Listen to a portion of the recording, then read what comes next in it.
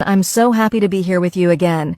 If you want to learn how real people speak English in everyday life, then today's episode is perfect for you. That's right. Our topic today is how people talk in English. You'll learn how native speakers talk in real conversations, not just in textbooks.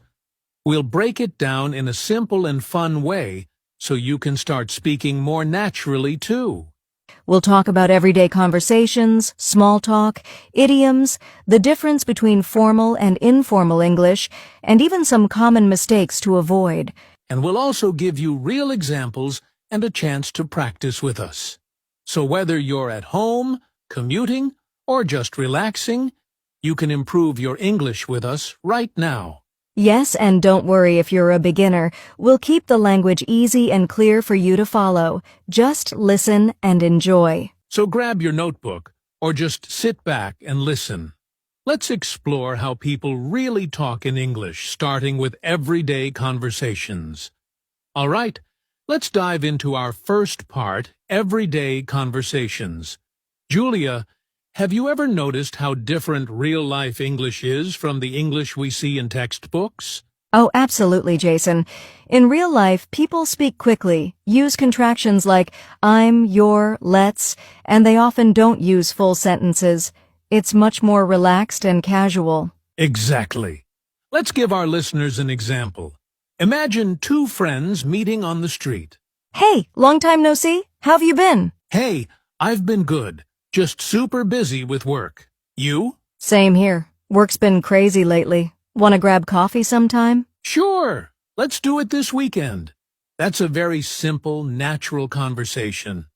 Notice how short and casual the sentences are? Yes, and how we use phrases like long time no see. How have you been? Want to grab coffee? These are very common in everyday English. Also, we don't always speak in full grammar. For example, instead of saying, "Would you like to have coffee with me?" we just say, "Want to grab coffee?" Right. It's not wrong grammar, it's just spoken English. And contractions are everywhere, like I have becomes I've, and do you wanna becomes wanna. Let's share a few more common phrases that people use every day. Good idea. Here are a few. What's up means how are you? No worries means it's okay or don't worry about it. I'm good, thanks. A common reply when someone asks how you are. Sounds good means okay or I agree. Let's catch up soon means let's talk or meet again soon. These small phrases can help you sound more natural and confident when you talk to someone in English. Also, don't forget that in daily life, people often mix questions and answers. Hey, Julia, are you free later? Not sure yet. What's up? Thinking of going for a walk. Wanna come? Maybe. Text me. Sure thing. See how casual and short everything is? That's very typical in English-speaking countries. And the best way to learn this is to listen a lot and practice speaking. Podcasts, shows, and talking with others help a lot. Yes, and don't be afraid of making mistakes. Just try to speak naturally and listen to how others talk. Coming up next, we'll talk about something people often forget, tone and body language. It's not just what you say, but how you say it. That's right. Let's go there now. Now let's talk about something really important that's not just about words, tone, and body language. Yes, a big part of communication is how you say things, not just the words you use. Tone of voice and body language can change the whole meaning of a sentence. For example, if I say I'm fine in a happy tone, it sounds like everything is okay. But if I say it in a flat or sad tone, I'm fine, it can mean the opposite. Exactly. And sometimes native speakers understand each other more from tone and facial expressions than from the actual words. Let's do a quick demo. I'll say the same words in two different tones. Ready? Oh, great. You're here. Oh, great, you're here. Wow! Same sentence, totally different feelings. In the first one, you're happy. In the second, maybe you're annoyed. Exactly. So, for English learners, it's really important to listen to the emotion in people's voices. Now let's talk about body language. That means using your face, hands, or posture to help communicate. In English-speaking cultures, people often smile a lot when they talk, nod to show they're listening, and use hand gestures to explain something. Yes, and when someone is interested, they might lean forward, but if they're bored, they might cross their arms or look away. Let's say you're meeting someone for the first time. If you smile, make eye contact, and say, "Nice to meet you," in a friendly tone, they'll feel good. But if you say it with no expression and look away, it might seem rude or cold even if your words are correct. So, here's a tip. When you practice English, don't just say the words, act the words. Use your face, hands, and voice. It makes a big difference. Absolutely. Even just watching videos or mirroring native speakers can help you understand tone and body language better. All right. Coming up next, we'll talk about something we all use every day, but often forget how important it is. Small talk and icebreakers. Yes, those little conversations that help start a friendly chat. Stay with us. Now let's talk about something that might seem small, but it's actually very important. Small talk and icebreakers. Yes. Small talk is the short, simple conversation people have to be polite, friendly, or just to start talking. It helps break the silence. That's why we also call it an icebreaker. Right. And even though small talk might not be deep or serious, it's a big part of English-speaking culture. It's how people connect. Let's give a few examples. Imagine you're in an elevator with a coworker. You don't want to stay silent, so you might say, "Nice weather today, huh?" Or, "Did you watch the game last night?" or "Traffic was really bad this morning." These topics may seem boring, but they're safe and friendly. That's the goal. Here are some common small talk topics in English. The weather looks like rain today. The weekend. Any plans for the weekend? Work or school? How's your day going? Sports or news? Did you hear about that match yesterday? Compliments. I like your jacket. These simple questions open the door for conversation. And remember, the goal isn't to have a deep talk just to be social and polite. Let's show an example. Here's a short small talk conversation between two people meeting at a party. Hi, I don't think we've met before. I'm Julia. Nice to meet you, Julia. I'm Jason. How do you know the host? Oh, we used to work together. What about you? We're old college friends. So, have you tried the snacks yet? Not yet, but they look good. See how easy that was? They didn't talk about anything serious, but they were friendly and polite. Exactly. And once small talk starts, it often leads to deeper conversation, but it has to start somewhere. So here's a tip. Don't be afraid to start with something simple. Even a short sentence like, "How's your day?"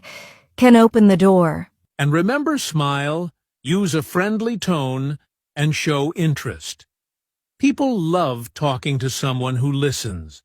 Next up, we'll talk about something fun, idioms and expressions. You'll learn some cool phrases that make your English sound more natural. Stay tuned. It's going to be a blast. All right, Julia. Now it's time for something really fun and interesting idioms and expressions. These are phrases people use all the time that don't always make sense if you translate them word for word. Yes, idioms make English colorful and exciting, but they can be tricky for learners because the meaning isn't always clear from the words themselves. Exactly. For example, if someone says, "It's raining cats and dogs," they don't mean animals are falling from the sky. It just means it's raining very heavily. Let's share a few popular idioms that people use in everyday English conversations. Great idea. Here are 5 idioms with simple explanations. Break the ice to start a conversation in a friendly way. Piece of cake, something very easy to do. Hit the books to study hard. Under the weather, feeling sick or not well. Spill the beans to tell a secret. Those are great, and these idioms come up in conversations a lot, so knowing them will help you understand native speakers better. Let's do a quick example with the idiom break the ice. Imagine you're at a party and you want to start talking to someone new.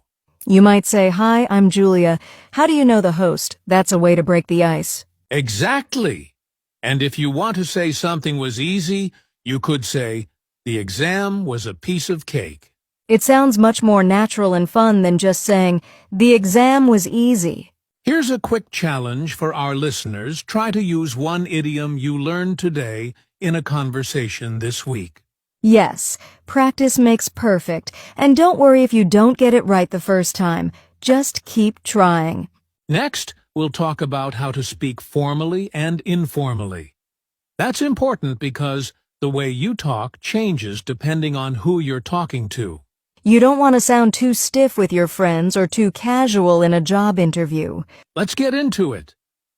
All right, Julia, let's talk about something that can be a little tricky for English learners speaking formally and informally. Yes, the way you talk depends a lot on who you're talking to and where you are.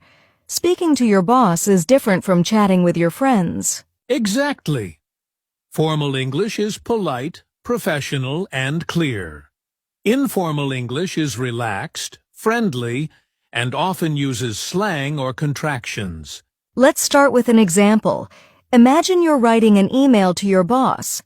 In formal English, you might say, "Dear Mr. Smith, I hope this message finds you well.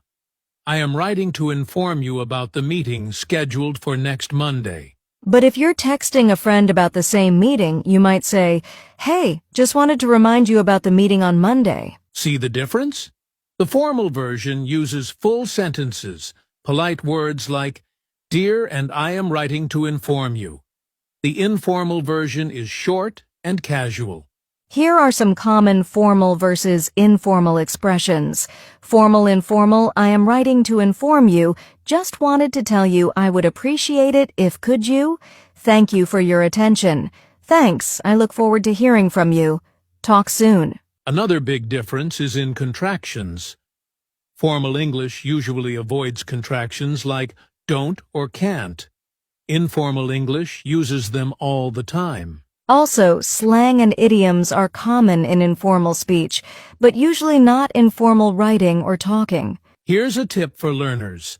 Match your language to the situation. When in doubt, it's better to be a little more formal. And practice switching between the two styles so you feel comfortable in any situation. Coming up next, we'll talk about something very important. How to ask questions and keep a conversation going. Great. Asking questions is the key to good conversations. Don't miss it. All right, Julia.